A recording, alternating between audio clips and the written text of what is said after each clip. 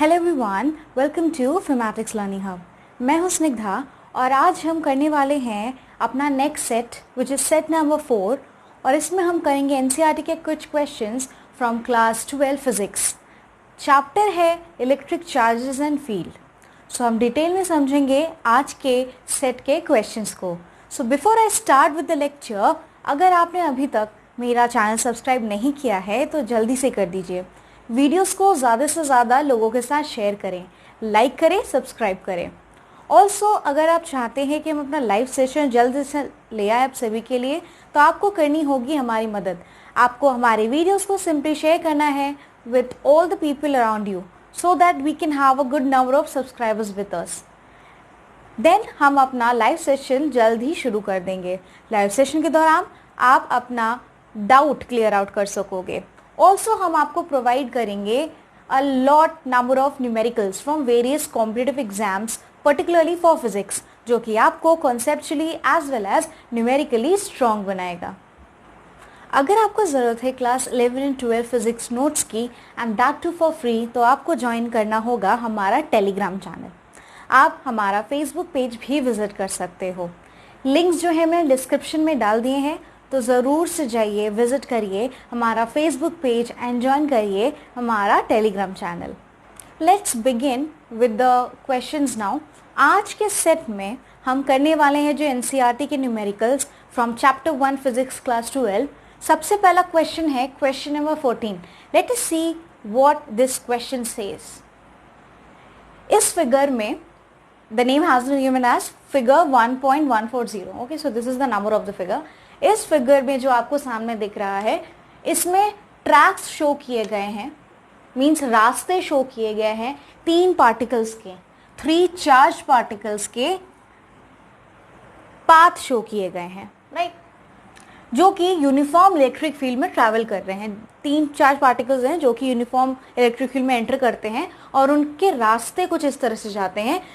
Number 1 आप देख सकते हो कुछ इस तरह से डिफ्लेक्ट होता है, नंबर 2 उसके बाद कुछ इस तरह से डिफ्लेक्ट होता है एंड नंबर 3 जो है towards the negative and deflect होता है। तो इन्होंने कहा है कि विच पार्टिकल, कौन सा वो पार्टिकल है जिसके पास highest charge to mass ratio होगा। ओके, एक तो ये निकालना है और सबसे पहले हमें फाइंड आउट करना है give the science of the 3 charges. सबसे पहले आपको बताने हैं कि इन तीनों पार्टिकल्स के चार्जेस क्या होंगे, उनका साइन क्या होगा। देन हमें बताना है कि चार्ज और मास रेशियो, ओके, चार्ज और मास का रेशियो किस पार्टिकल का ज़्यादा होगा। So let's do the first part now.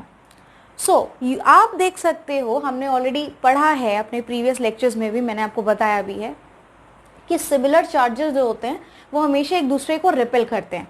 Negative negative repel करेगा एक दूसरे को, पॉजिटिव पॉजिटिव रिपेल करेगा। ओके, एंड अगर हम बात करें लाइक डिसिमिलर चार्जेस की, जो अलग अलग हैं, अनलाइक चार्जेस हैं, उन केसेस में डिसिमिलर चार्जेस एक दूसरे को अट्रैक्ट करते हैं। पॉजिटिव नेगेटिव को करता है, नेगेटिव पॉजिटिव को करता है। तो अगर आप यहाँ पे देखो दिस पार्टिकल नंबर 1, तो इसका पाथ जो है कुछ इस तरह से चलते हुए ऊपर की तरफ डिफ्लेक्ट हुआ है एंड पार्टिकल 1 जो है पॉजिटिव प्लेट की तरह डिफ्लेक्ट हुआ है, means it has got attracted to plate this, I mean positive end, electric field के पॉजिटिव एंड की तरफ पार्टिकल्स जो हैं 1 और 2 अट्रैक्ट हुए हैं। तो ऑब्वियसली 1 और 2 का नेचर नेगेटिव रहा होगा, जिस वजह से ये negative charge particle 1 and 2 attract हो गए हैं पॉजिटिव एंड की तरफ in the uniform electric field. So very simply हम यहाँ पे कह सकते हैं दैट पार्टिकल 1 जो है as it must be negative particle, means negative in charge, it must have got a negative sign।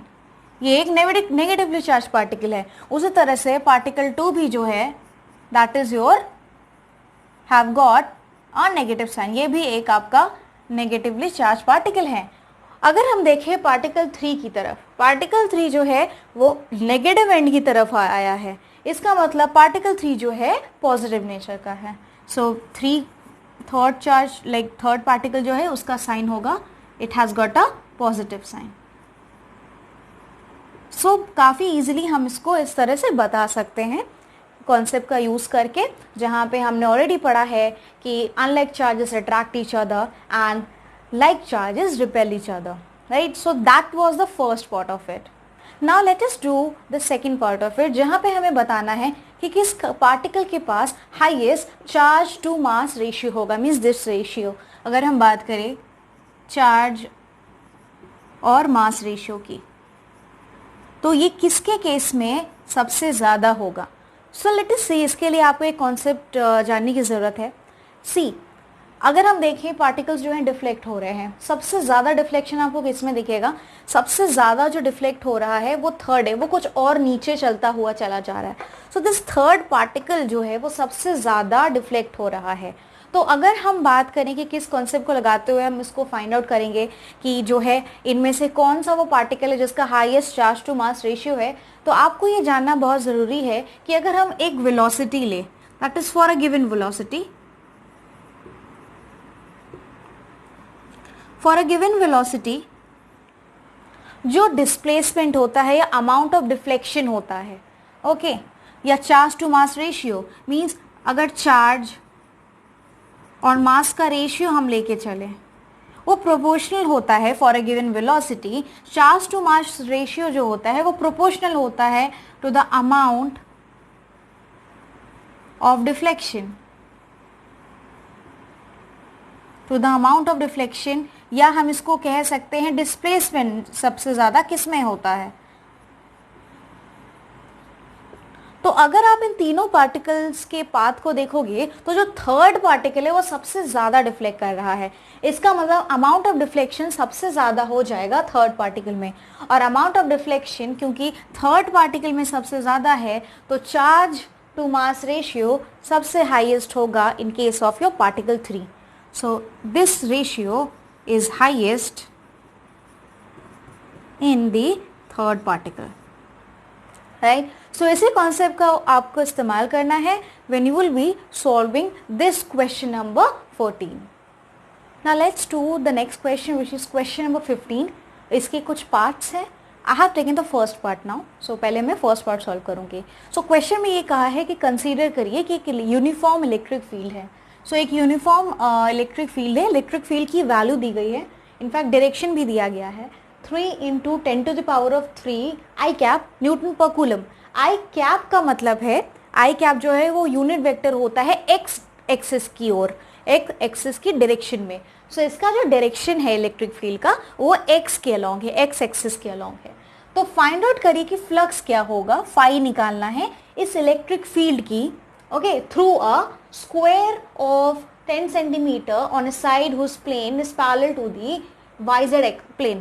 तो सिंपल अगर मैं यहाँ पे बताऊँ तो यहाँ पे पहले तो दिया गया है कि इलेक्ट्रिक फील्ड की जो वैल्यू है it has been given to be 3 × 10⁻³ I cap newton पर कूलम। अगर मैग्नीट्यूड की बात करेंगे तो सिर्फ इतना मैग्नीट्यूड होगा, okay, 3 × 10⁻³ I cap X direction की ओर है।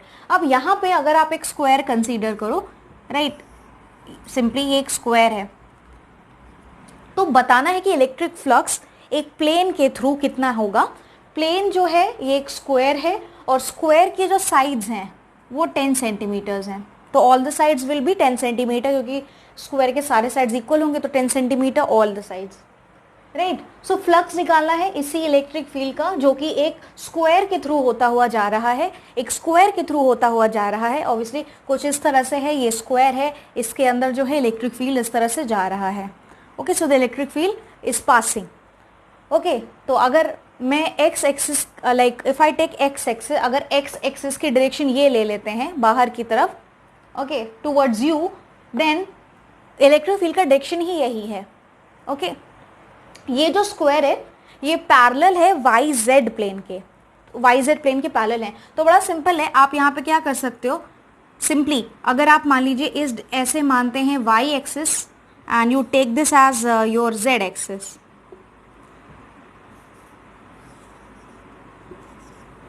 तो वाई जेड एक्सिस के जो है वो पैरेलल है ये प्लेन, और इस प्लेन से होता हुआ जा रहा है इलेक्ट्रिक फील्ड। इलेक्ट्रिक फील्ड कैसे आ रहा है, इलेक्ट्रिक फील्ड अंदर से ऐसे बाहर आ रहा है, means it is going towards the x direction, towards you.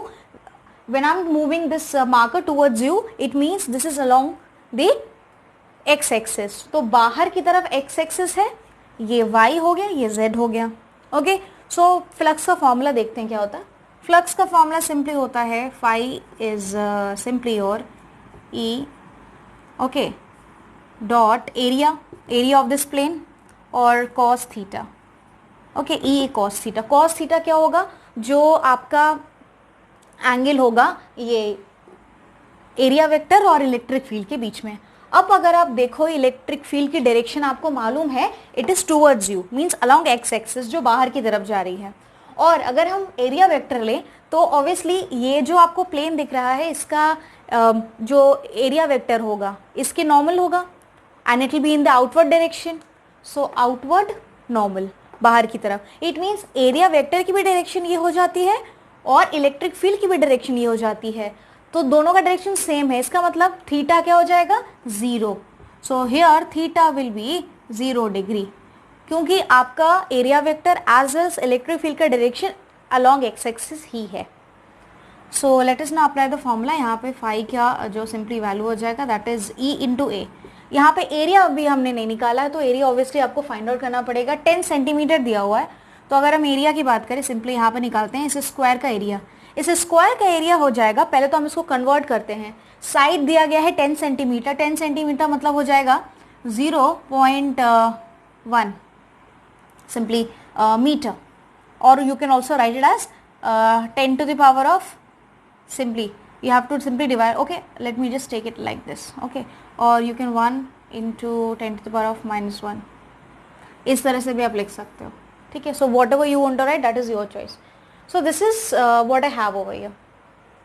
so area अगर हम करेंगे, area means साइड का स्क्वायर। एरिया का क्या फॉर्मूला होता है, साइड स्क्वायर ना। जब आप साइड का स्क्वायर करोगे तो साइड है आपका 10 to the power of minus 1, suppose I am taking, इसका स्क्वायर करेंगे तो 10 to the power of minus 2 and this is going to be metre square. इसी तरह रख देते हैं, ईजी होगा कैलकुलेशन में। तो this is your area now. So electric field की वैल्यू देखते हैं क्या है यहाँ पे, फाई जो आ जाएगा। यहाँ पे ऑब्वियसली हमने लिया है cos 0 और cos 0 की वैल्यू जो होती है it is your 1। Let us solve this now. Electric field की वैल्यू यहाँ पे दी हुई है 3 into 10 to the power of 3 okay into area 10 to the power of minus 2 right. तो ऑब्वियसली इसका है यूनिट न्यूटन पर coulomb simply, and that is your in metre square. So let's just solve this. 3 into 10 to the power of 3 minus 2 that is 1 means phi की value आ जाएगी यहाँ पे 30 right. So you can see that this is the value of the phi which is coming Newton meter square per coulomb. Okay. So I hope this part जहाँ पे हमने flux की value निकाल ली है 30 newton metre square per coulomb, this is the first part. तो ये है आपका first part of the question जिसमें आपको सिंपली निकालना था flux through this surface. I hope this part is clear to you. Now let's do the B part of it right. So इस question का जो नेक्स्ट पार्ट है, question में आपको फ्लक्स ही निकालना है बट अब थोड़ा सिचुएशन डिफरेंट है। व्हाट इज द फ्लक्स, इसी स्क्वायर के थ्रू मीन्स इसी प्लेन के थ्रू क्या होगा फ्लक्स अगर नॉर्मल जो है भाई इस प्लेन का नॉर्मल क्या होगा, it will be towards x axis. अगर इस प्लेन का नॉर्मल अब एंगल बनाता है 60 डिग्री का विद द एक्स एक्सिस, मतलब सिचुएशन कुछ इस तरह से है कि जो आपका एरिया वेक्टर है, suppose this is your area vector, मैं इसको सेपरेटली बना रही हूँ। So your area vector, this is your area vector and this area vector is actually, ये एरिया वेक्टर ये नॉर्मल होगा ऑब्वियसली इस प्लेन के। अब ये एरिया वेक्टर कितना एंगल बना रहा है एक्स एक्सिस के साथ, that is with this x axis it is making an angle of 60 degree. और हमें मालूम है एक्स एक्सिस की डायरेक्शन में ही आपका इलेक्ट्रिक फील्ड है, तो हम डायरेक्टली कह सकते हैं कि इलेक्ट्रिक फील्ड और अब एरिया वेक्टर के बीच का जो एंगल हो गया वो 60 डिग्री हो गया। तो अब यहाँ पे जब हम फाई निकालेंगे using the formula that is E A cos 60 degree का इस्तेमाल करेंगे, ई ए कॉस थीटा। सो ई की वैल्यू आ जाएगी आपकी 3 into 10 to the power of 3, A आ जाएगा आपका already 10 to the power of -2। और अगर हम कॉस 60 डिग्री की बात करें, कॉस 60 आपका होता है half, this is your half. So when you solve this, यहाँ पे आपका आ जाएगा सिंपली 30/2 जिसकी वैल्यू आएगी 15 newton metre square per coulomb. तो इस केस में जस्ट आपका फ्लक्स अगर आप देखो वो डायरेक्टली हाफ हो जाएगा। So this is 15 newton metre square per coulomb. So this is the value of the flux in the second part. I hope दोनों ही पार्ट्स आपको क्लियर हो चुके हैं। सो आज का लेक्चर यहीं तक था, जिसमें हमने कुछ क्वेश्चंस किए, उनके पार्ट्स किए। आई होप आज का ये जो लेक्चर था, जो क्वेश्चंस हमने किए, आपको अच्छे तरीके से समझ में आ चुके हैं। So before I leave again I would say that अगर आपने अभी तक मेरा चैनल सब्सक्राइब नहीं किया है, मैथमेटिक्स लर्निंग हब को जल्दी से सब्सक्राइब कर लें। वीडियोज़ को ज़्यादा से ज़्यादा लोगों के साथ शेयर करें, कॉमेंट करें, लाइक करें वीडियोज़ को। Thank you so much everyone for watching the video.